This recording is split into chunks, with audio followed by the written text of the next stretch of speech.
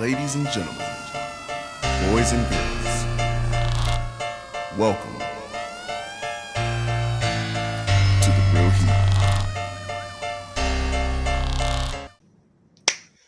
Ladies and gentlemen, boys and girls, welcome back to the Real Heat, Season 4, Episode 2. Cash rules everything around me. Cream, get the money. Y'all know the rest. But I'm gonna say it anyway. Dollar bills, y'all. So check it. Tonight we talking big money, we talking cash, we talking budgeting, we talking finances. Look, if your pockets ain't sitting right, we're gonna give you a little advice, okay? You like that? Bars. Bars. Bars. I do this for a living. But before we even get into all that, we gotta go ahead and give our introductions because who would we be if you guys didn't know who we were?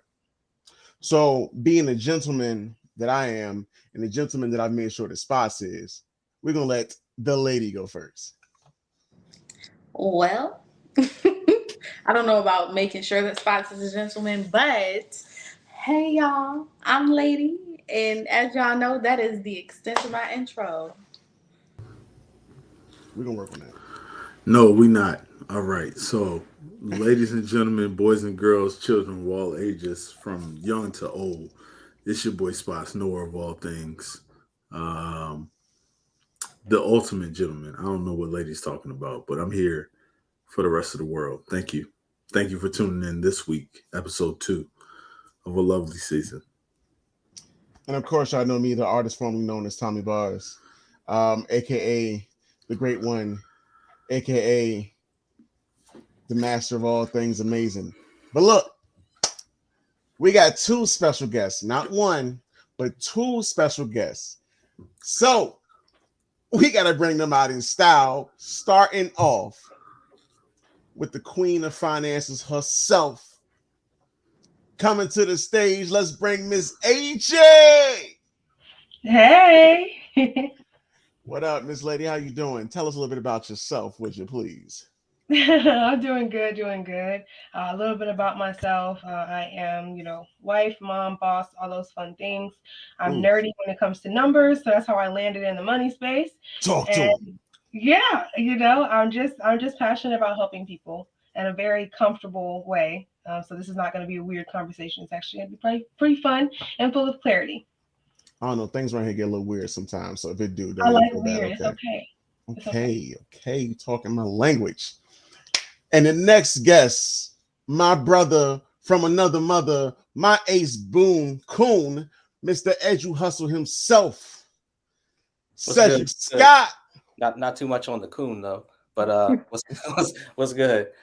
Yeah, I'm Cedric Scott. I'm in the education space, education technology, ed tech for short. Actually started out originally in science, so real heavy in STEM, and of course now focusing and pivoting into more of the financial literacy lane, with thinking about our families and our young people. So appreciate y'all having me. Always good to see Okay. my brothers Yes, sir. and lady Yes, you as sir. well. Right, because we don't discriminate around here. But let's go ahead and kick this thing off, right? So I mean, we talking money, and we know some people, are a little more flashy with the money, and then some a little more, minimalistic. So I want to ask to get this thing kicked off, right? Do you consider yourself more frugal with your finances or more extravagant? I'll start. I am more frugal, to be honest. I prioritize my spending on like things that are healthy for me. So I will buy something if it's good for me, but if it's to show off to somebody, I won't buy it. Hmm. Okay. Okay. Yeah. I love the Okay. I way she like says that. that because none of that is me. I'm We right know. there. Relax. All right, so I'm right there in the middle. I am extremely frugal. Like I don't spend money on a lot. I feel like I don't know. I feel like I don't need a lot of money. I don't have to operate. I don't have to have a lot of money to operate in my day to day life. However, I do like nice things. I don't know if y'all see what's happening behind me. You know, whatever's going on back here. So I enjoy. I dabble in nice necessities for myself. But I don't necessarily need nice things. You could give me $1 million and I'd be good for the rest of my life. So that's my opinion. Okay. Um, Me personally, as much as I would love to be extravagant, I'm not. I'm very frugal. I got too many responsibilities and necessities that got to be taken care of first. So I'm personally a very frugal person myself. But I want to take a moment to tell y'all, Spots is lying his little ass off because when I tell y'all this Don't listen to him. Lies this and man just dropped like falsifications. $600 on Prime Day. Actually, actually, hold on, hold on, because I got the Amazon boxes to prove it. All right, only 200, not six. Thanks. Okay, my fault. 200 Is that fair. extravagant though? Because he did wait until Prime Day. It was on the discount. It was a little sale. Okay, Discounts okay. going crazy. So I mean, Forty he just percent been like off. saving his money, been like, all right, Prime Day, I'm going wild, and this, Balling on a budget. you Balling know, on a budget. Okay, Talk to I him. ain't mad Come on, at that. come on. Well, for me, I it already like the typically Cedric guy. depends. Not you already, because he's taking your side. Cheers to that, man. Well, for me, it typically depends on who I'm buying for. Like when I'm buying for myself, I'm very, very frugal. Like I ain't gonna spend $2 if I don't have to. But when I'm buying for other people, all bets are off. Like if I see something and it makes me think of you and I think you're gonna like it, I'm gonna buy it. Doesn't even matter what it is. Hmm. Okay, you like the trick on your man. I like that. I like that. I heard praise. You trick big, Cedric, but go he trick ahead, bigger. Cedric. You trick big, but he trick bigger. I like that. I like that. Talk that shit. I'm sorry. I'm sorry. I'm sorry. Let this me guy, behave. you gotta relax. Um, now I'm gotta relax. I wouldn't say I'm not extravagant. I mean, for me, the things that I find myself spending like more money on are things that like I I guess in a way didn't really have either like growing up. So it's kind of like forget it. I'm gonna just do it now. So it's more like being able to just make the decision to you know pay for that food or whatever. When growing up it was like you might have had a struggle meal or two, but I'm like nah, that's not it anymore. So like yes, if I want to buy this food or whatever, like yeah. So it's like stuff like that where it's more so like I think based in experiences and Right. Talk about it, because I'm never eating cup of noodles, oodles and noodles, ramen noodles, none of those noodles ever the fuck again. like yeah, I like ramen noodles when I'm drunk. I've never I been drunk do. enough to Hey, actually look. give a shit to not pick going them up back. again. Sorry. You Never. dress your noodles up real good. They ain't. I'm just saying. But Hey, Cedric. They took the chicken wrap off the Wendy's menu. All right, that's all I know. They ain't got no dollar menu no more, man. Like it's really it's scary I'm hours out here. saying, Real out here. Telling you, man. man. Let me tell y'all, college days, we used to go to McDonald's with $4 and leave out there eating like kings. I'm Mhm. Can't I do don't that know You no know what who I more. we I is. I actually just went for the dollar T. speaking of like college, Leave and I it guess alone. That's all I went for. for anybody in the South, I mean the best place really to go and stretch your money food wise is Cookout. It's a game My changer. man. It's a game My like man.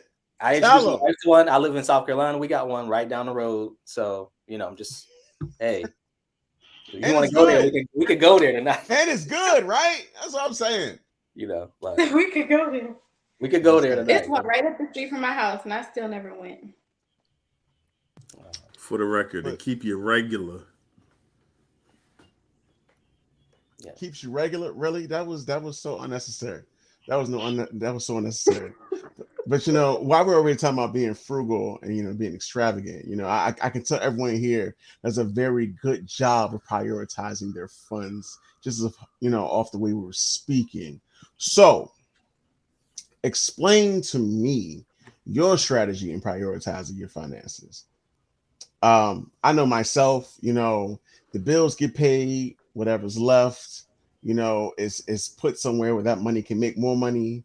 You know, usually in some stocks, usually in a savings account. I got some stuff for the boys, but work hard, play harder, build for the future, so I can rest later.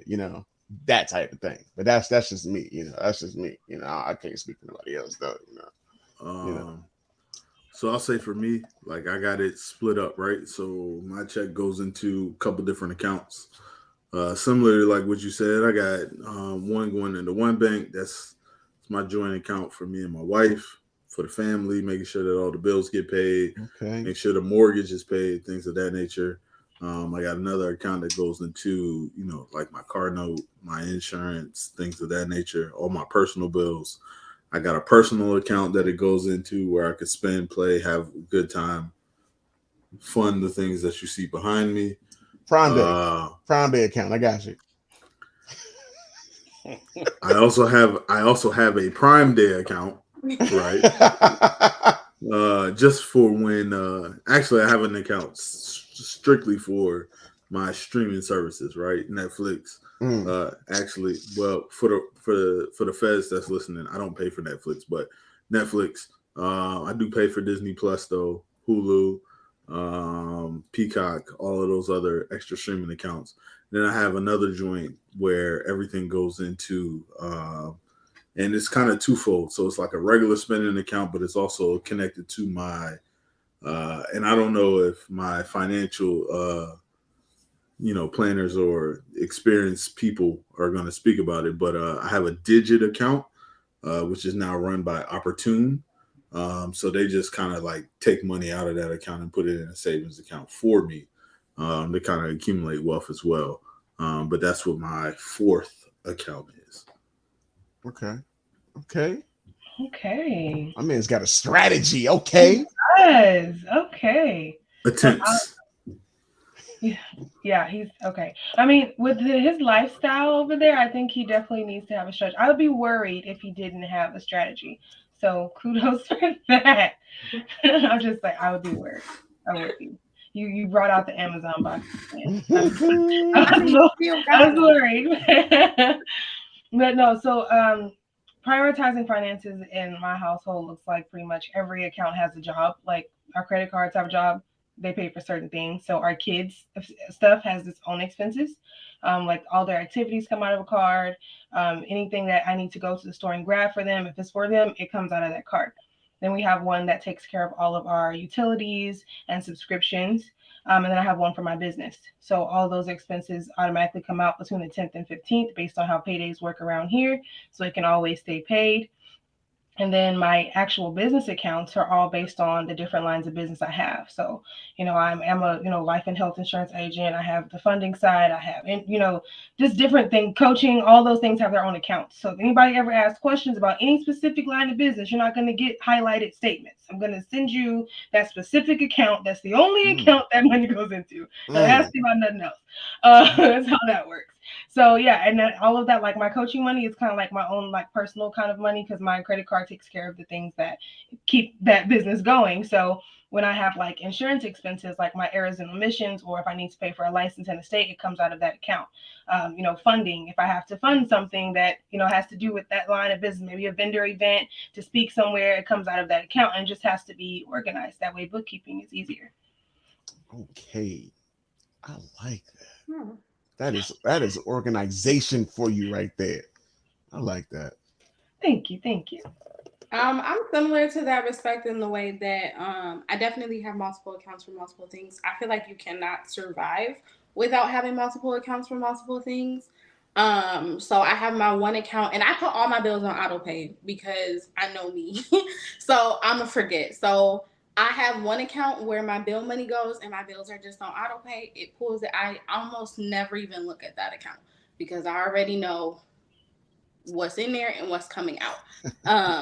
So that account is just my bills. I have one that's like my little play money, and expenses for my son, and then I have my savings, and that's really it. I don't have an account for my streaming services because I put that on my daddy credit card. Um, but the rest of my stuff The rest of my stuff go either between one of those two accounts. All of my bills are in the one, like literally that card stays at my house most of the time. I don't even take it anywhere. I just Quick question for those that's out here thinking the same thing I am.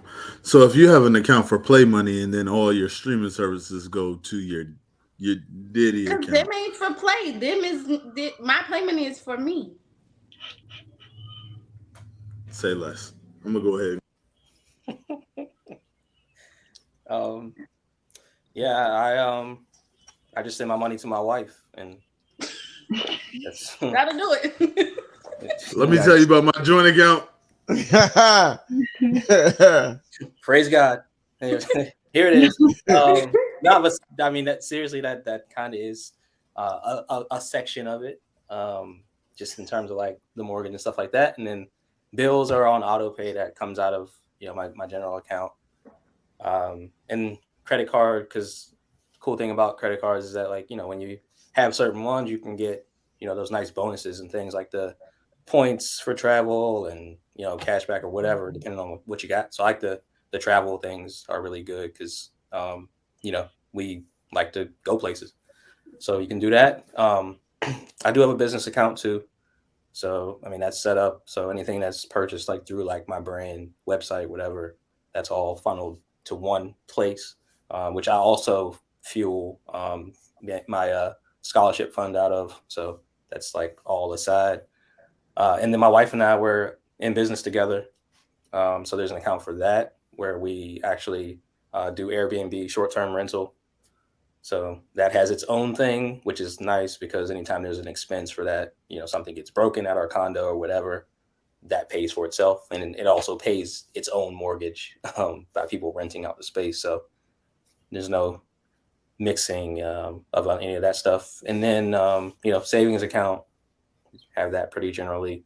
And also have a brokerage account where, I do investing, more so like long-term stuff based in stocks. And then under that, I know we'll probably get to this, but I have a custodial account for my son too. Okay. I have a question. So while we are here talking about all of these accounts and stuff, do you guys subscribe to any of these financial apps, Robinhood, Stash, anything like that? I personally don't. I use my Betterment account to kind of have like a cash reserve, something like a savings, and really just I want to get interest when I save my money somewhere. But I do have a couple of apps I really like. That there's a couple that I send to people. I don't know if I should name drop because there's no sponsorships here. I don't have any sponsorships to any of these people. But yes, there are certain apps I send to my clients based on how they want to save or invest their money. I have a partnership with like SoFi and stuff like that just to, help them if they want to get started and have a little bit more guidance where they can learn as they go and have like option to have an account, stuff like that. There's budgeting apps, financial management apps, and I just partner with those people to help people out. Okay. I'm such a nerd. I told y'all I can't help it. You're fine. That I like that. So I'm not gonna lie. I think I probably got taken all of them. I got Stash, and I got the Stash back card, so I make purchases with it. It gives me a small bit of a percentage of it back as like a stock and whatever. I've got crypto apps. I've got Robinhood. I got Chime. So because Chime has a thing where I don't know if you guys know, but like if you get somebody to sign up for Chime using your referral link and they open up an account and I think they make one deposit of I think $200, like you'll get money back. It was 50 when I had it. Really? Yeah. I had it a long time ago. I left. My man is hurt, but hurt. Anyway. I mean, it ain't that bad. But Chime also has a thing.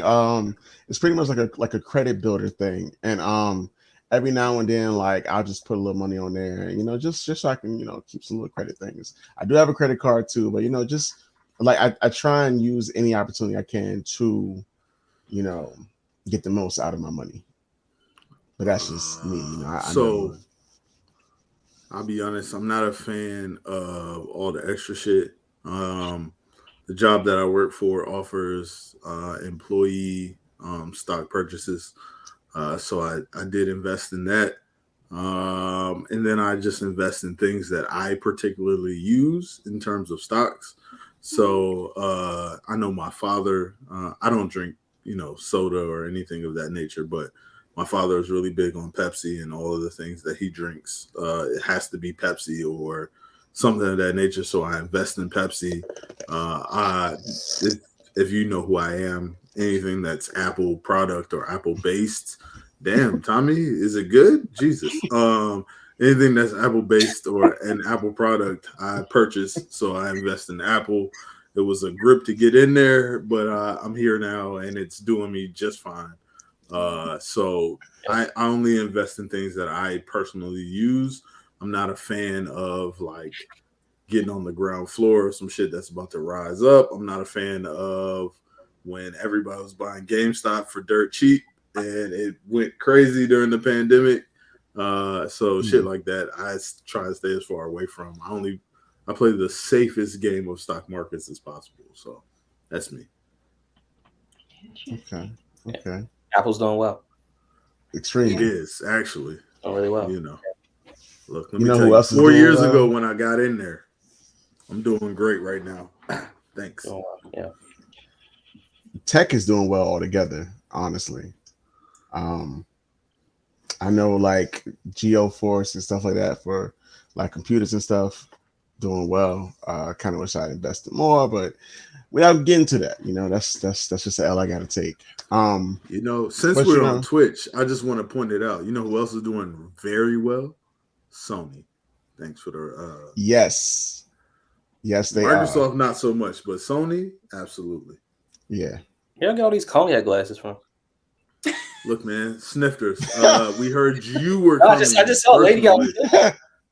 We heard that you were coming, so we had to break them out. We You wanted to did, make did you sure bring we a was, nut we for was the whole prepared. class? Like, what Right. 'Cause I Actually, would love a sip of something right now. Y'all have my throat over here just dry. I actually, we did. apologize.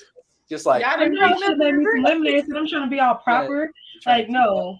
I'm not gonna lie. Like I'm pretty sure like our viewers probably think we all alcoholics on the low. Me and I don't know Scott. about all, but they've definitely labeled me as one, thanks to you and Lady. God damn it. Me? But I do have enough for everybody here if you guys would like a glass. So that should be one of your investments. Glasses? I am part investor in hold on. Do have part investment in Bacardi, Bacardi LLC company, whatever the hell it's called. Okay. Just I ain't mad at that, bro. that'd be a good idea. So I mean, I know we do have a financial advisor here, but for the rest of us who are not financial advisors, well, actually, AJ, I guess you could partake in this question. I'm pretty sure you're your own financial advisor, but do any of y'all have a financial advisor? Mm-hmm. I personally don't. That's probably something that I should look into. I do But- not. I just be calling my daddy like, Daddy, should I buy this? And then he tells me. Not technically. I had one on the hook, and I had one that I wanted to trust so much, but then he told me I couldn't buy things that I wanted to buy. So I said absolutely not. I need the 70-inch TV. So I don't care what you got to say. I need it. So here I am now on the hunt for a new one. So AJ, I'm hoping that you can fulfill that destiny for me. Oh, okay. Yeah, I mean, I definitely wouldn't mind helping out. I have, a team of people I work with, so they don't tell me what to do. I'm kind of bossy. So they're just like, AJ, they're thinking about doing this thing. It's really nice. I'm like, okay, show me all the numbers. I don't believe what you say. I want to see the numbers. And then I'll be like, all right, that's fine. But yeah, I'm a hard person to sell, even though I'm a coach. Isn't that crazy? I'm the most difficult client my people could ever have. But I'm great at what I do. It's crazy.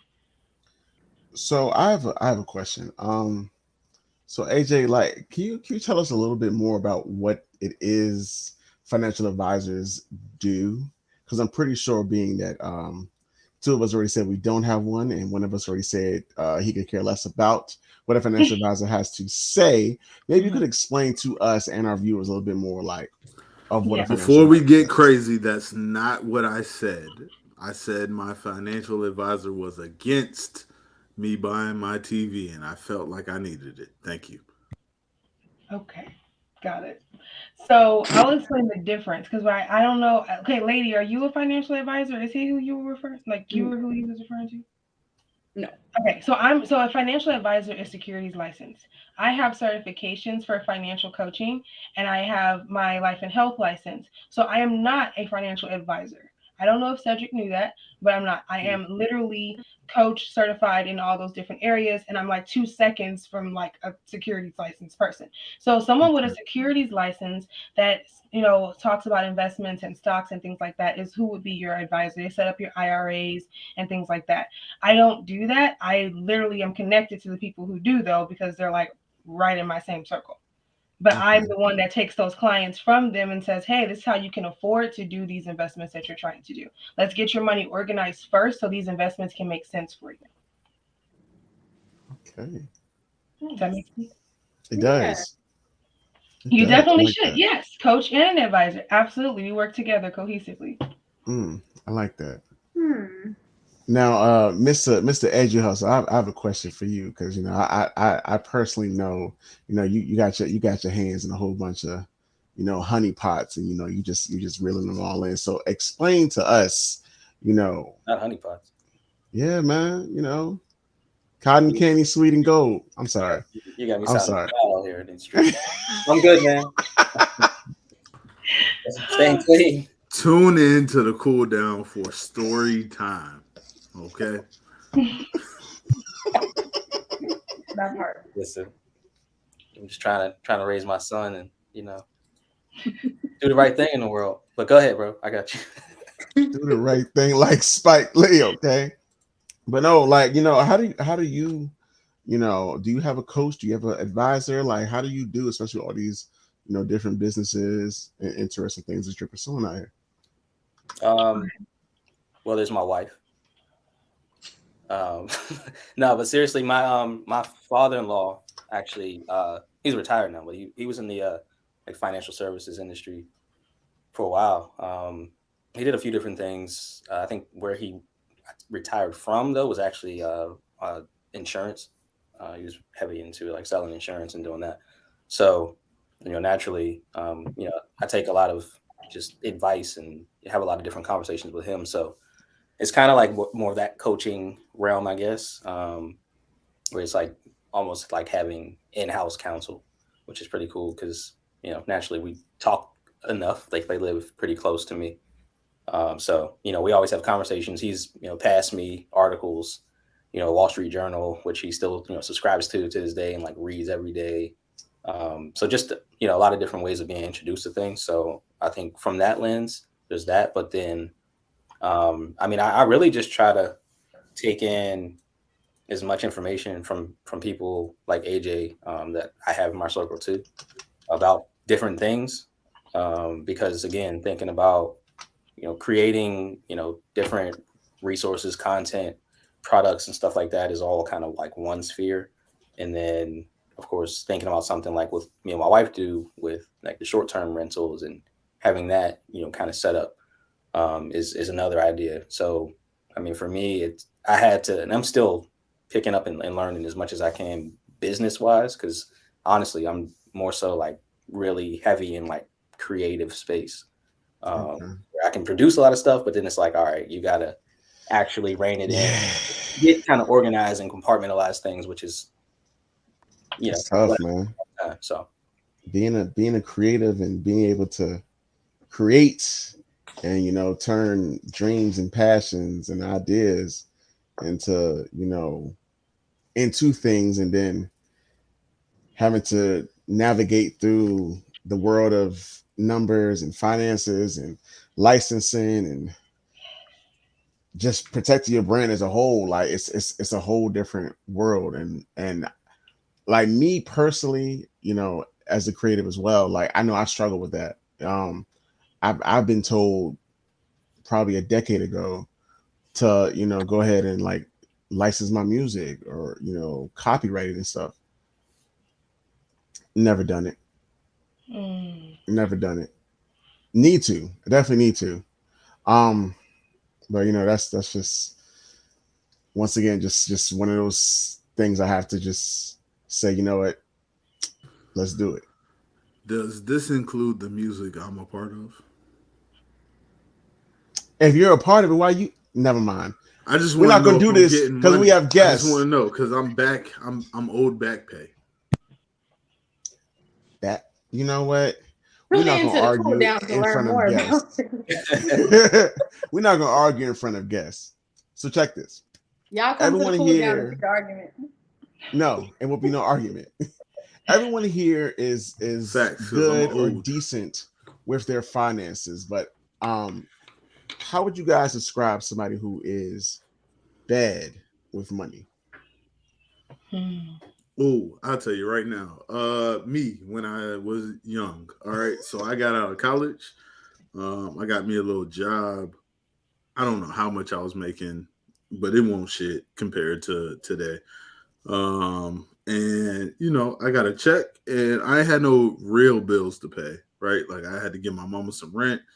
I had to pay my car note, and I had to pay some insurance. But after that, that was all mine. So when I tell you I was living paycheck to paycheck, I'm talking about as soon as I got it, it was gone. I was out there. Whatever I had left over, hey yo, drinks on me tonight. All right. That's how I would describe somebody that don't know what the fuck is happening in their life. All right. Uh it was drinks on me.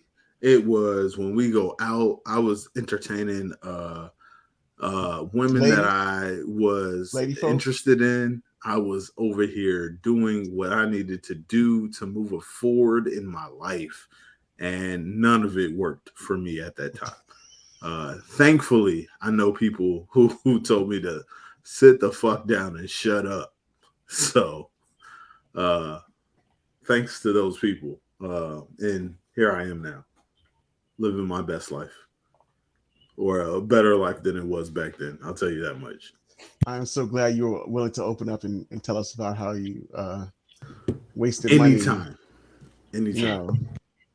No, um, I don't know. Because I think you can have money and bring a lot of money in. I think you still be bad with money. Like you can be out here and just bringing in millions of dollars, but are you managing it right? Like, are you using that money to create more money? Are you building generational wealth? Are you using this money to create stability, or is it just just a temporary thing? Like, is this money just here today, gone tomorrow, or is it here today, better for tomorrow? Like, I don't know. That's just how I see a bad person. Like somebody who just the money just comes and immediately with them it just goes. There's no longevity to their money. Absolutely. That was a Fab song. When the money comes, you can see it go. That's how I was. Let me tell you. I'm here I to tell y'all about my mistakes. I'm all for it. All as you right. should. It's gonna help somebody. You never know who your story is. Please. I would have to agree with you, Tommy. I feel like it is definitely a person that's bad with money in my eyes is just someone who doesn't properly manage their money. Like I know a lot of people with the mindset of I get paid on Friday, I might as well buy this anyway. Like there's no planning. I feel like when you don't properly plan and properly pay attention to what and how you're spending your money, you're bad with money. Yeah. I mean, Mm. I would. Now, hold on, wait. Before we go too far, All was right, this the same money that was lacing here up in we the go. name of Jesus last week? Hey, pray with you and lace up. Um, First of all, I'm wealthy. Amen. I'm wealthy in the spirit. Okay, praise the Lord and let Him bless Praise me. him. Praise him. Praise him, because there was an abundance of it. Hmm. Oh man, y'all are hilarious. Oh my goodness, this is so fun. Um, Apologies. so my description of someone who's bad with money, I have a whole picture in my head because I hear these stories all the time, not from my clients, but from people who are like, "I wish this person would coach with you because she does this and she does that." So I've created she in my head. Like, so in my mind, this is somebody who sees luxury as something that needs to be possessed for the sake of other people seeing them a certain way. So they have the beautiful hair, like literally human, Brazilian, whatever you call that, because I don't put that stuff in my head, but whatever that is, the ridiculously long nails that they have to get done every check because they have to stay fresh, mani pedis and all that stuff, all the designer you can possibly think of. But then when you come to this person and you talk to them about a financial plan, like, hey, what happens to your kids if something happens to you? And they get defensive and don't want to talk about that. And I'm like, well, we're buying, designer bags and stuff. Like, I'm just making sure, like, something happens that money in that account can be accessible to your kids. Like, what's going to happen? And those type of people, unfortunately, sometimes don't like to have that type of conversation. They typically like to uphold their image. And I feel like wealth and luxury is not about the look. It's really about like what you're doing besides that. Like, this is great that you look beautiful, sis. Wonderful. Hand claps to you. But I care more about how you live when you go home. What does your house look like? Do you clean? Do you cook? Do you like we go through another pandemic and the store is light? Can you survive, sis? That's what I'm worried about. So to me, that's someone that's definitely bad with money. Mm. I would I would add, like, for me, it's I think it's kind of simple, and to me it's like more so thinking about, and this is not necessarily anybody who is like completely struggling and trying to make ends meet, not making enough money, that type of thing. Where the way I see it is, if you make enough money to cover your necessities and somehow you can't cover your necessities, then you're bad with money. Like, No.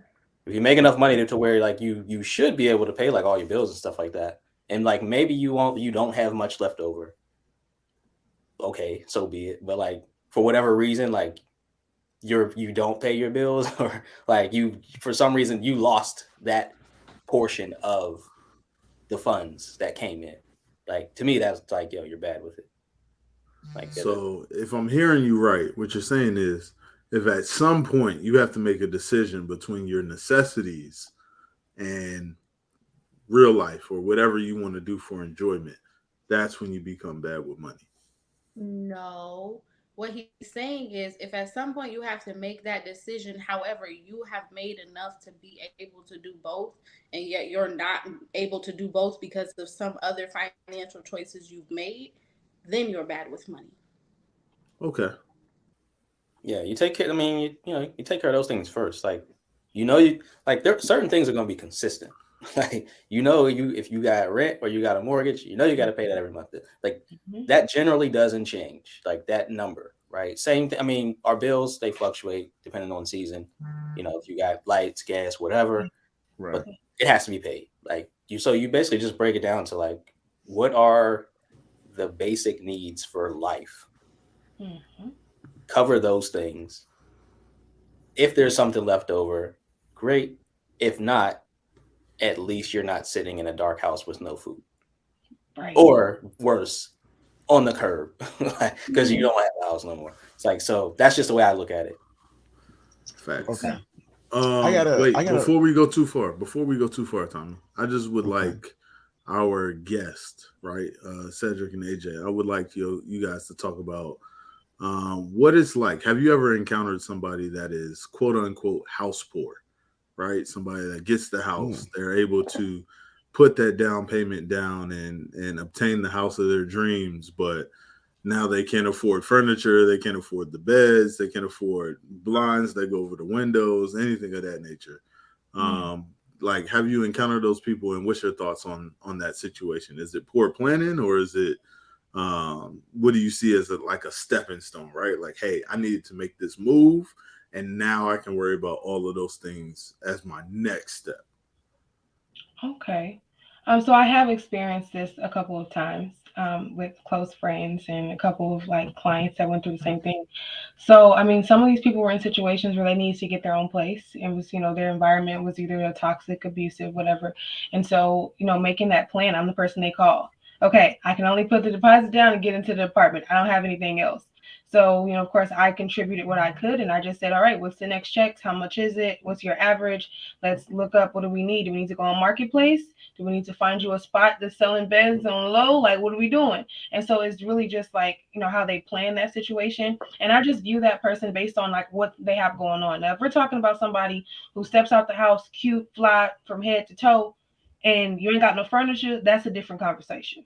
I'd be like, okay, so I know all of that money went towards this, you know.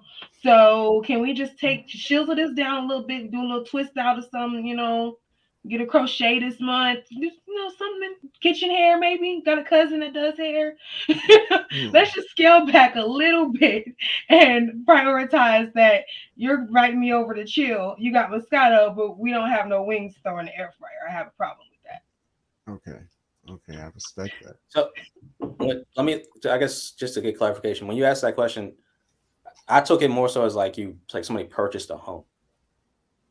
Is that? Yeah, it could be. I mean, it could be either or, right? Like AJ brought up a great point of people that had enough of the first and last or first month's deposit, whatever you want to call it. But in particular, for you purchasing a home, right? If you purchase the home, you have enough money for the down payment, and well, first month's rent comes a little further down the line, depending on when you purchase it in the month. But how do you feel about people that are house poor and things of that nature? Yeah. Again, like I guess to AJ's point, if it's a situation where a person is kind of has to be put in that that scenario, I mean, I don't think I know anybody, at least that has actually told me that was the situation. I don't think it's a good idea, to be honest. I mean, again, like once you get into that space, that house or whatever, it's like, can you cover the other needs? Going back to the whole thing about, being, I guess, quote unquote, bad with money. Like, was that a good idea? Like, did it make sense to, and also like, we'd have to go like into the weeds about that. Cause I'm like, hold up, like how, if they're doing all that, then they probably could have got like a program to help with the down payment, like to lower the costs. Like they might be like a first home buyer or whatever, or something like that. Like, what about, did they exercise that? I just got a lot of questions, but I mean, I wouldn't necessarily say it's a good idea to just like throw all your money into a house and then just be in there. Cause like, all right, what are you going to do now? The mortgage is going to be due and you have to keep all of the utilities on and feed yourself and clothe yourself. And yeah, it's just, I'm a little confused, so, to be honest. Cedric is so honest. He Um, is. no, I mean, like, I feel like, it is based on the situation. And I think, like, if someone makes that decision based on what, like I said, what other people think, as soon as you start living for someone else to give you a pat on the back, that's when you have a problem. So, and then to answer your question, Tommy, I feel like, yeah, it can still be house poor if it's an apartment too. I mean, it's just a different building with less people. Like, but so look, to that point though, like the I think one thing that people miss, and I know until I owned a house, like, or property or whatever, like I didn't know, but like there are other expenses that are incurred whenever you own a property. Like anything can happen. Like you could get a hole in a wall, whatever. Right? There's a lot of things that can happen and can occur. You know what I mean? That you have to account for, right? Maybe you want to get, I mean, landscaping, or you know what I mean? Like you have a termite system set up, you know what I mean? Whatever, like there's a lot of different pieces that go along with it. And I mean, for me, like the maintenance aspect of it is a whole thing, right? If something goes wrong in your house, plumbing, whatever, you got to still be able to take care of that stuff too. So it's not like you just buy the house and then you're good, because it's a functioning thing that has to be taken care of. So I got a little game I want to play with our guests here. So, would you rather have 120K salary and bad spending habits, or would you rather have 60K salary and great financial discipline? Cedric, you want to go first? Yeah. I gotta find the gray area, man. I don't know. I think how bad are those habits when you got that 120? But if we're thinking logically and just like what makes sense, I'll pick the 60. Um, in the great financial discipline, because I think ultimately, it doesn't necessarily matter how much money you like actually make and bring in; it's how much you keep.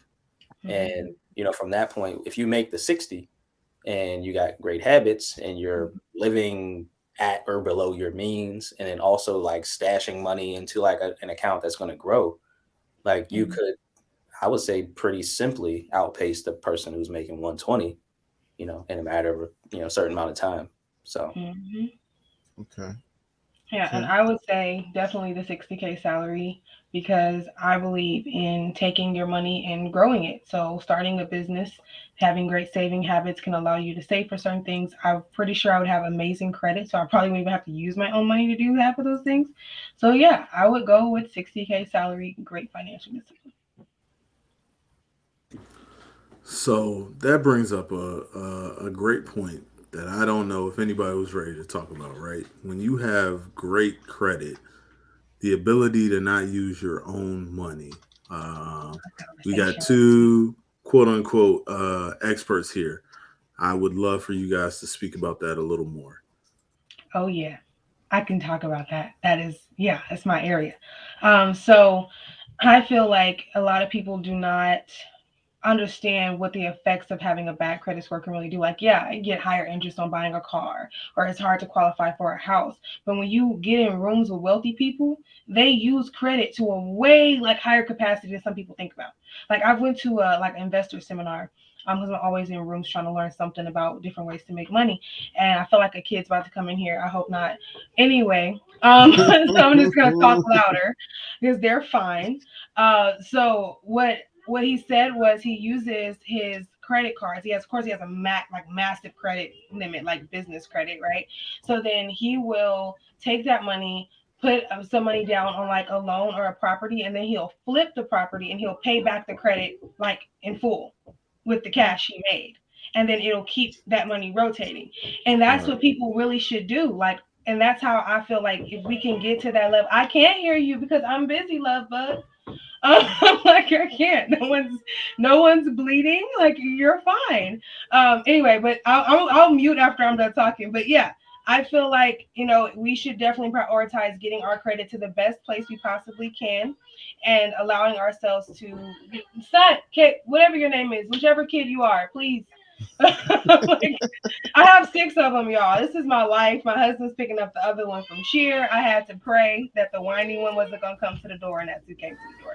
So Cedric, please take over so I can get this baby away from my door. It's all right. We all got kids here. We Yeah, understand. we Trust me. get it. yeah, We You get don't it. understand this level of hollering though, because it's about to get extra real. She is so upset that I'm on this call and not paying her no attention. yeah. Well, I'm one of six kids, so I might have been that little that one that's outside the door. But yeah, I mean, honestly, like with the credit thing, man, like I've just seen like people treat you different, bro. Like it's like a real like Mm, it's like a real thing. Like people are like when you case in point, I always reference my wife just because like she's so easy because she's the closest person here. In terms of credit, right? I remember we went in and like she was going in to purchase her car, and they like they run a credit check or whatever just to see where you're at, and it was like like they really come back and like put some respect on your name whenever like you come in with that thing. So for me, I'm just like, if you can get there, I mean, the leverage possible is just it's much beyond like the idea of like I think having like a mass amount of cash. Like if I could, I would have both, of course. But like with the credit aspect, it's like there's because it's like a trustworthiness factor that's like basically it's like your report card where yes you're going to believe the person who got straight A's versus the person who is a C student. No disrespect to anybody out there who was struggling in school, but that's just what it is. I just think that it just kind of a more professional perspective viewpoint. It just makes you really look better on paper as a person who they believe can basically, adhere to whatever it is they're doing. So yes, I will give you this loan. Yes, we're going to, drop this rate for you or whatever, because yeah, we want your business because we know that you're somebody who is going to pay back whatever it is that you got to do. So, yeah. So you said for your wife, right? Mhm. She went to go purchase a car. They came back. They put respect on her name because she got that thing, right? What is in your opinion, right, or Mhm. your expertise? What is the opinion of that thing? Is it 700, 720, 750, 650, 800, 500? What is it? I, honestly, when I don't know, I don't know. But what I will Okay. say is, I would say 700 plus is respectable. But I think once you get into 800, you like I can walk in here and spit in the water cooler, and Listen, yeah, I'm good. Like, listen. but once you 800 get there, is like all. you know what I mean. That's the type of thing. Listen, So I'm not gonna lie to you. In my experience, 800 is all history. It's nothing to do with how you actually spend shit. So more power to anybody that got 800. I'm trying to get there. I'm in the high sevens. But AJ, in your opinion, right? Like, what is that thing? Like, where do you see the quote unquote not sweet spot, but the spot where people change from I don't know about this person, but to not like we'll go ahead and give them a shot because their track record proves. I feel like if like if I had to put like a real number on it, between like 725, 750, I find is like really a good spot. Like they're like, oh, you're doing good. Like I like you. I'll give you a shot. They may not give you like 500,000, but you can get 250. Work with it, and then come back, and they might give you the 500 the next time. Yeah. Okay. And I know these things because I actually am partnered with lenders. Like I help people get access to this stuff. So this is just like, yeah, my happy place right here. I can talk about all that, how to qualify everything. Yeah, sweet spot. That's a good way to put it. So while we're backtracking a little bit and talking about all of us having children, I have a question. I want to know your opinions on why this financial literacy isn't taught in schools. Why are we not teaching this to our children? Mm. Mm. Mr. Melanated Mathematics, go ahead and go first. well, Yes, Hold sir. on, wait. Before we go too far, yeah, shout out to Melanated Mathematics. It's the best third to fourth grade book I've ever purchased for my child. Yeah. Facts galore um, to help young. What's the question? Melanated children, right? Young melanated children to learn mathematics in reference to themselves. appreciate that, Mm-hmm. man. Yeah, Yes, shout out to sir. you for being an early adopter of getting one of those books. When that was actually like I only had the third and fourth grade book written whenever you purchased it. So like now it's all K through 5, but because I started teaching third grade initially, so I started writing the content at third grade, and then I was Nice. like, this doesn't make any sense. I got to build around it, but yeah, I've worked in schools as a teacher, math instructional coach, assistant principal. I work in curriculum, doing a lot of different stuff now. Written curriculum for my own stuff and for other companies. And I think the question around like why it's not taught in school, it can go kind of deep into just a whole lot of stuff. But what I will say is kind of the emphasis on certain subjects in school um, is it a lot of it is geared toward like an end goal or end product related a lot to like standardized testing and that type of thing. So it's like we got to get you to that, which ironically enough is kind of weird because generally whenever districts and things do well with standardized testing and all that type of stuff, like that actually helps financially for the district, or whatever the case is there. But um, I honestly don't necessarily have a great answer as to why they don't teach it in school, like explicitly, because you can find it in pockets, where you might see like in your math class or your child's math class, like there's like some of the problems have to do with money, and they can say like, oh yeah, it's here, but that's been always one of my main questions. And the one that I really raise all the time is like, why didn't I learn how to do taxes in school? Because as a U.S. citizen, like that's literally one of the mandates that you have to fulfill every single year. So for me, looking at it, I I'm puzzled, right, in terms of like why it's not explicitly in place. And I know we're talking more so about public school, whereas with private schools they might have a little bit more leverage in terms of like what they can teach, how they can teach it, but for whatever reason it's not there. One thing I would though really be, I guess, considerate of in this context is I think the terminology is a knowledge worker, where you have somebody in place who can actually talk about the thing that they're teaching. I think if this was to efficiently and effectively happen in schools, they would actually have to have people like AJ come to the schools and do it. They do it in programs, but not across the board explicitly as like classes, which honestly, me being a former scientist and an educator and somebody who does math and stuff like that, I don't necessarily feel as though I could potentially go in and actually like explicitly teach all of what is necessary financial wise in a school setting. So I think the answer to that could essentially be they need to bring people like AJ in, CFPs, CPAs into the schools and actually become teachers.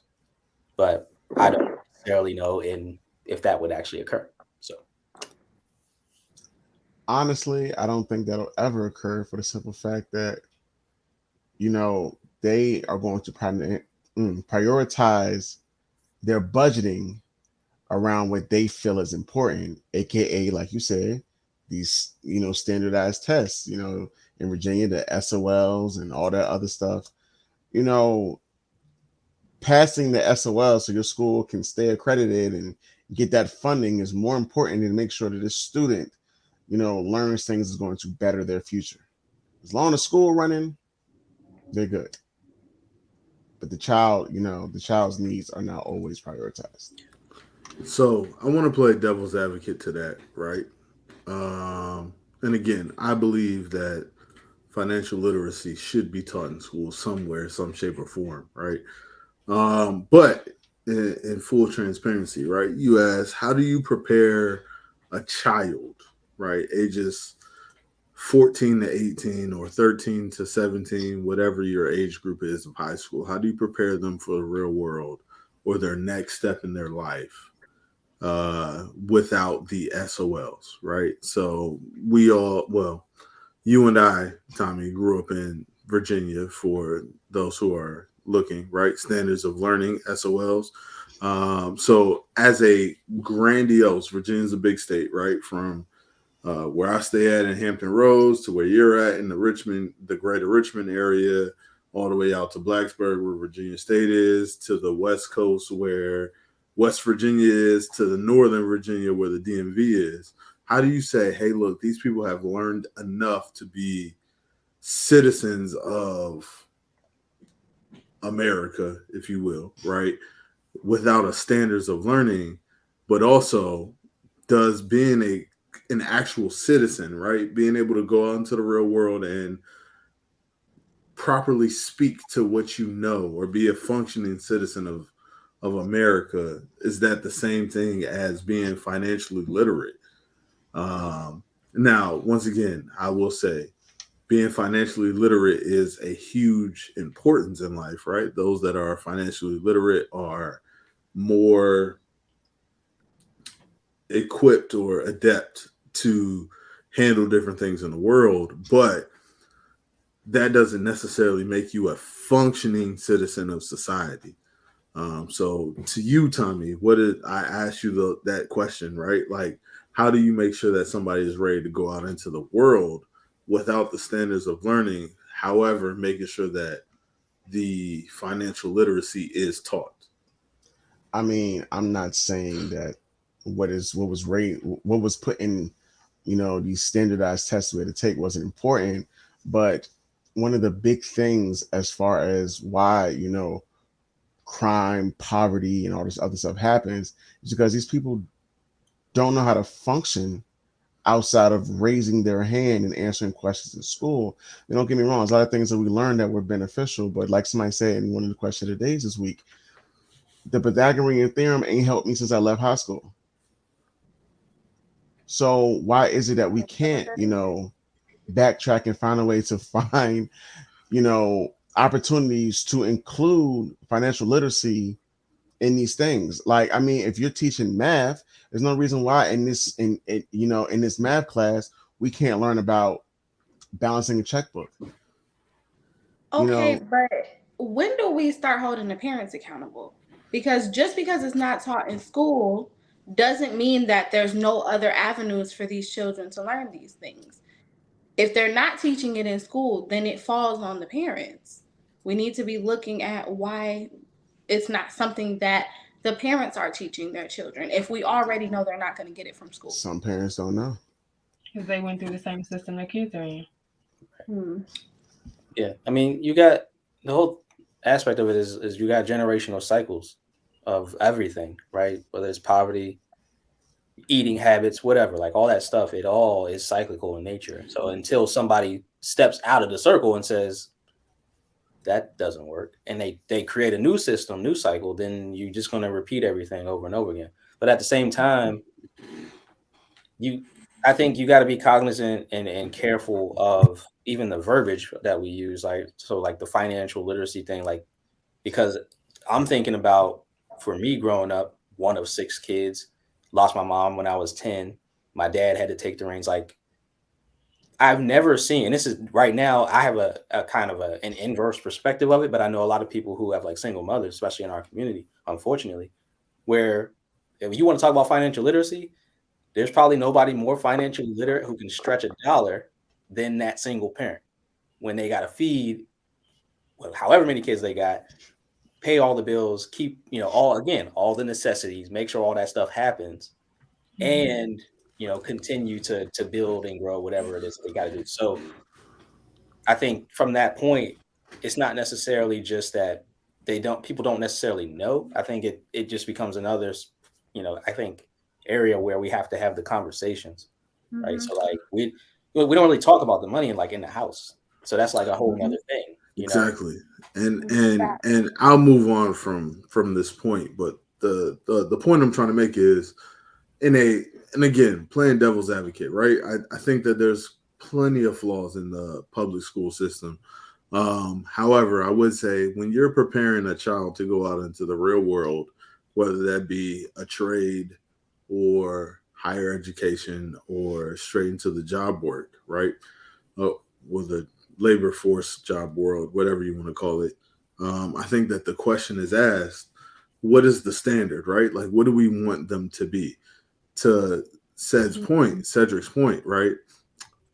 A single parent will find a way to stretch a dollar and make every dollar that they make work in a world of one child or seven children. They'll find a way to make it work. And that's a different level of financial literacy, right? It might not be the most economic or advantageous way to make your dollar stretch, but it's the way that works best for your family. But obviously, we're not teaching our children in public schools how to stretch a dollar for being a single parent of seven children at one time, right? So I'll just say that part and I'll leave it there. But I do just want to, put it out there for devil's advocate. Like, what is the proper way? I want everybody to walk away with the thought process of how do we walk away with a flatline understanding for everybody's situation. Single parent, full households, two parent households that's dysfunctional, single parent households that's extremely functional, multiple parent households that's functional, multiple family households that's functional. How do you prepare a child to go into the real world on a standard basis with financial literacy? I can explain that because it's something I focus on in my family program. So I focus on the child knowing everything from the basics, budgeting, saving, even playing with little amounts of money. And Cedric's curriculum helps me do that actually, his melanated mathematics. And so them knowing those two things is great, but also getting them into like the little bits, like there's classes out there to teach kids investments. If you can't teach them, put them in front of somebody who can. Teaching them that, teaching them credit. This is the importance of taking care of your credit. This is how you grow your credit. These are different things that you can do. And don't underestimate the mind of a child who's constantly seeking information. They're on TikTok anyway. So change their algorithm where someone else is teaching them stuff. There's all kinds of people out here teaching. I'm not the only money coach out there. There's thousands of them now. So being, if you can't do it, learn with your kids. Learn at your level and they learn at theirs. And as they get older, just change the numbers. They get their first job, then okay, let's take this paycheck and this is what we're going to do with it. I don't mean make them pay all kinds of extra bills around the house. I mean, if that's what you want to do, cool. If you don't want the kid to pay bills, that's fine, but still teach them responsibility. Even if it means, hey, if you want this, then this is what you need to contribute. Or if you want to eat up all the snacks in the house, then I'm going to need you to go to the store and buy some snacks for yourself because you have those funds now. This is how we're going to budget for that. Is he going to have a car? Is he going to have to pay his own insurance?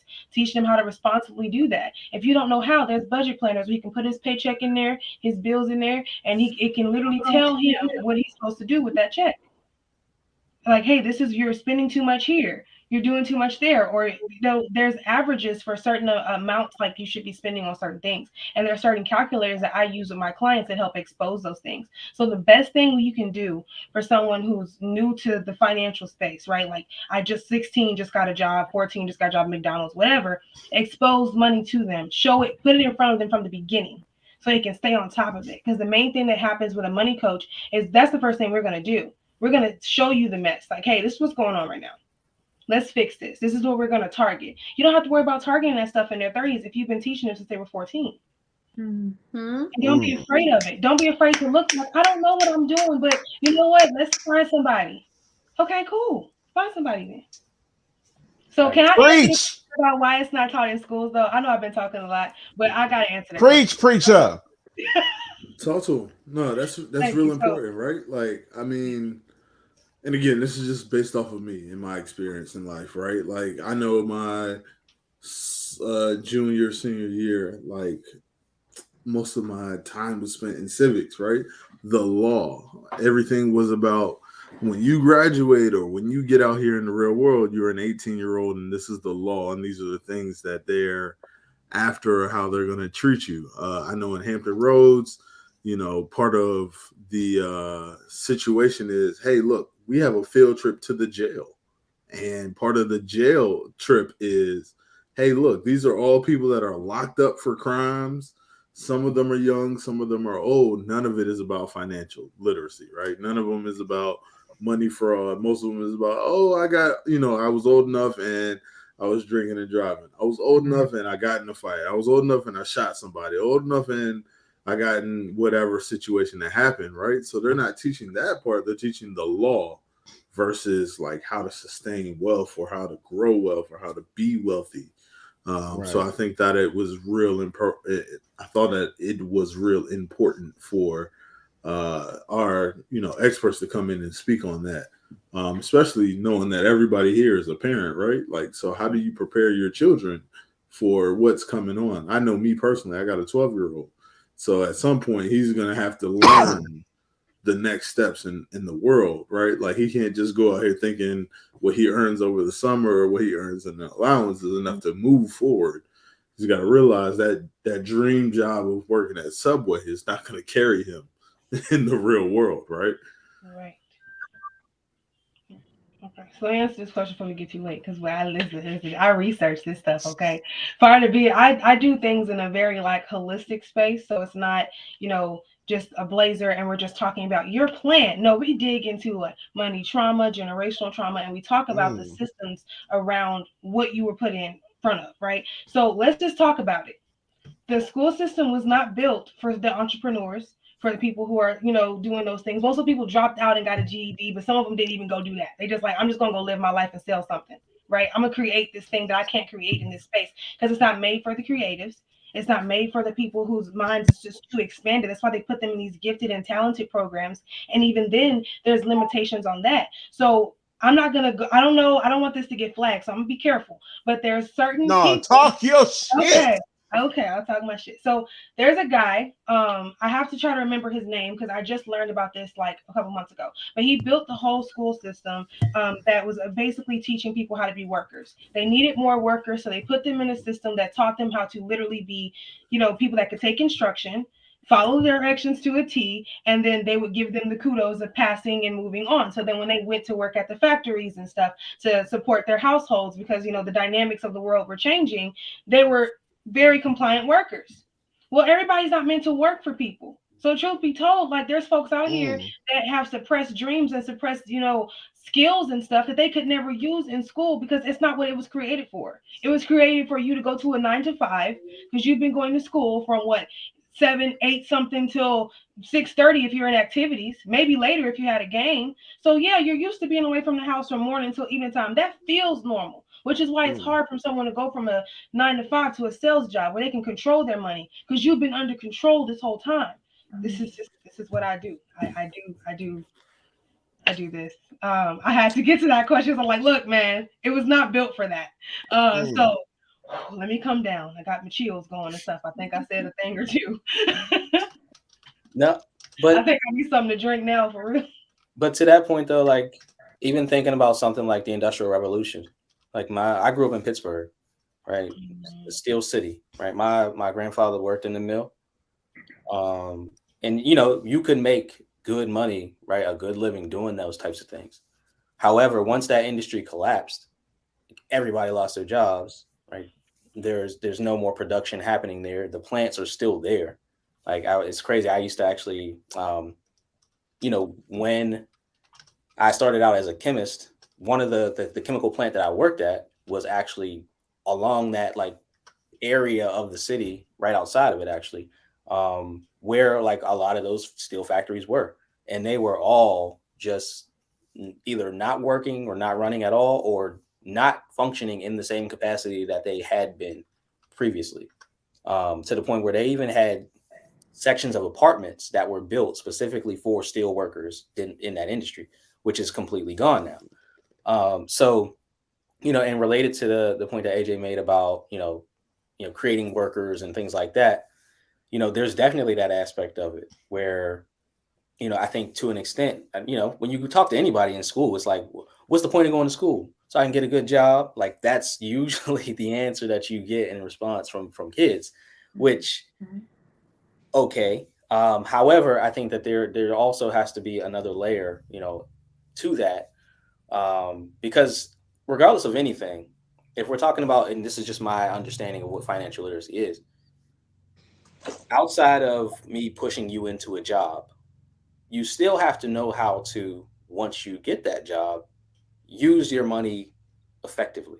So, regardless of if, and this is just my thing, if we're pushing you into jobs like terrible enough, right, already, or we're pushing you into entrepreneurship, great, whatever. Regardless of anything, the core basis of it all is like once you get into that space and you earn a dollar, you like what do you do with that dollar? That's that to me the question that needs to be answered, regardless of where you make that dollar from, whether it's working for yourself or working for somebody else. What do you do with that dollar? And if my children, my kids don't know, then it's kind of like, well, across the board, there's the standard. If you make $1 million working for yourself and you make $100,000 working for this company, but you don't know what to do with that check when you get it, it's kind of like, well, what's the point, right? Thinking about like our kids. I mean, again, I think for me, putting myself in situations where I don't necessarily have a choice, but to step up and actually kind of take the reins on things. Case in point, the custodial account that I have for my son, he takes ownership at 21. I have no more say over that money. So what that means for me is by the time he's 21, he needs to know how to operate and maneuver with that money, because if not, he can potentially do whatever he wants. And if I don't teach him and take responsibility right now as he gets older, I can't be mad at him when he turns 21 and goes and buys whatever and all that money's gone. So just throwing that out too. I wanted to just touch a little bit on AJ talking about that money trauma. I feel like when we're talking about being more financially aware and being more aware of where we get our dollars and where we spend our dollars, how we handle our dollars, we have to start thinking about where that financial irresponsibility comes from. And a lot of that time, it is childhood. Like for me, for a long time, I didn't even like to talk money. And that's because I grew up in a household where we didn't talk money. My dad, if I call my dad right now, he's going to tell y'all, I don't talk about money still to this day. So I think it's important to not just be like, oh, you just don't know what to do with your money, but also realize where a lot of that stuff stems from. And once it's brought to your attention, okay, you know this. Now, what are you going to do? How are you going to start being more financially aware and handling your dollars differently? Okay, so is that your my cue to touch on money trauma? Is that Yeah. what you're getting at? Okay. So I was like, let me read the eyes. So how that kind of works is it's finding that balance between like how can so it's talking to the people who stay in the child's place. That's what we're told, right? We're not supposed to know that the light bill was lights was almost cut off, and It's the Black you know Parents mantra right there. not supposed to say nothing about the notice on the door when you come home from school. We're just not supposed to talk about it, right? So those things don't leave us though. It stays in our mind. So we chase not having to have those notices and we overwork ourselves and we put ourselves in situations where we're trying to survive because we're like, I don't want to get a late notice. I don't want my life to get cut off. I don't want to go without food. Because some people really go through that stuff. And I work with these people all the time. So what I tell them is we just dissect like, okay, let's talk about like how would you have wanted that conversation to happen? Like, hey baby girl, this is why you can't go to the movies. This is what's going on. Okay. Daddy got laid off his job, but we're okay. We got to cut back on a little bit. I don't want you to be scared. We got this. We're adults. I just want you, as my child, to not be upset when you can't go to the mall, when you can't go to the movies, and when I probably can't go buy you some new Nikes next month. But I will be able to soon because we're working out the situation. Having proper communication with kids, it's not going to scare them. Okay, they got kids at their school that are homeless. They're getting beat at home. Like there's more for them to worry about than why they can't go to the movies. But cussing out your child because they asked you to go to the movies because you don't want to tell them you don't got no money is not necessarily the better option. Mm-hmm. So I help them walk through the process of what would you like to have been said to you.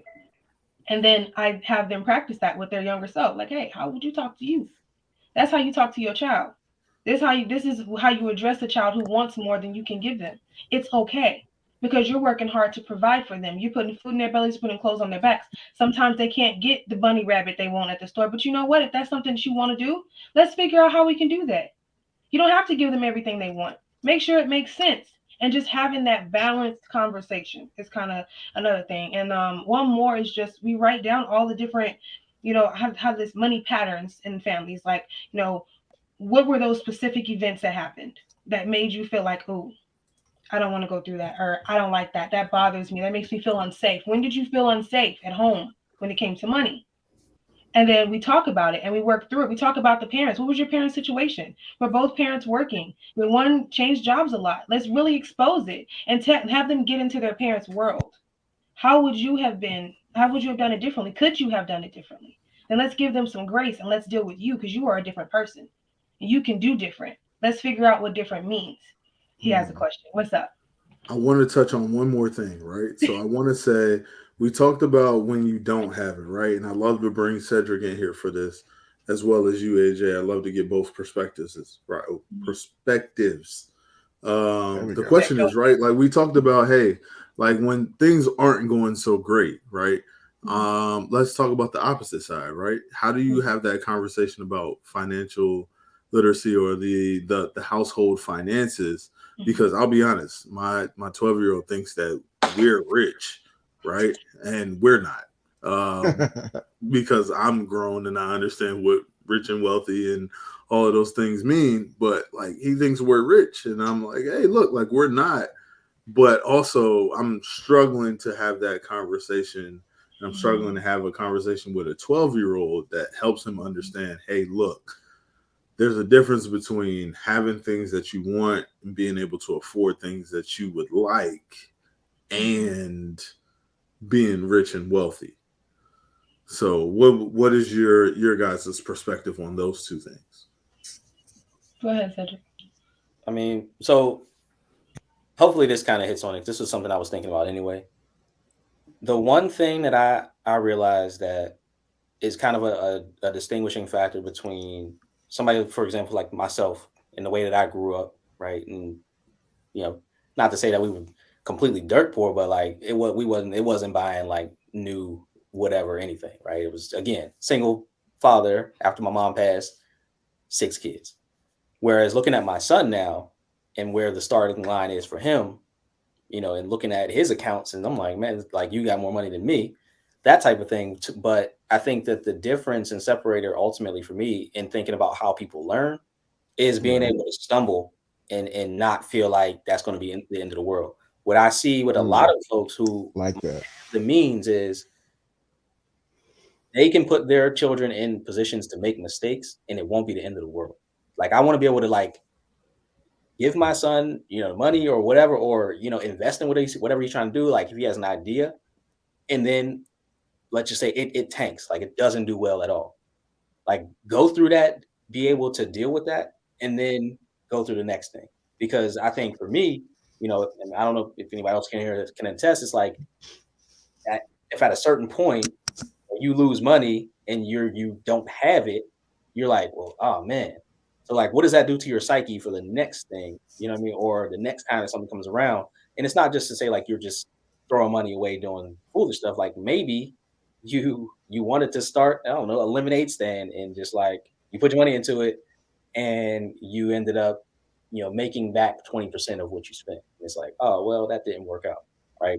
But for me, I'm just looking at it from the lens of thinking for my son again, like being able to put him in position to, to make the mistake, but then to be able to correct the mistake so that next time it doesn't happen again. I think we're not put in position, a lot of our families, to take those chances to make the mistake and then learn from it. So it's like whenever you do get it, you clam up, or you do the opposite and you just splurge. So it's like you got to find that situation where you have the experience, and I just think that that's something that's just not, it just doesn't really happen a lot, and especially where I grew up and things like that. And I think if that was the case, you could learn from that better. I mean, experience is the best teacher, in my opinion. So you got to provide the experience and the exposure. No, for real. Absolutely, I agree. We similar situations we grew up in, right? Like, uh, neither of my parents have passed, but I grew up in a single parent household, and reaching out to the other parent was taboo for a long time. So I definitely understand what you're saying. AJ, do you have anything to add or bring into that situation in terms of how do you explain to your kids like, hey, look, everything's great, but we also are not rich just because you think everything is great. Okay, so this is my opinion just because I believe in having like money nights, money dates. Doing it in front of them. Learning how to properly communicate about money is very important in a marriage and a family. So if y'all sit down and y'all are going through the money and y'all are sorting out, okay, this is what goes on this is what goes here, we're putting this in the savings, this is our extra money. Baby girl knows what the extra money is. Okay? But then when she sees y'all write out all that stuff, she's gonna be like, oh, okay, that's what's really going on. Well, I want this, but I can wait on this because they see it. And that allows them to go into adulthood being okay with seeing their money and organizing their money because you're modeling that for them. That would be my solution to it. Uh,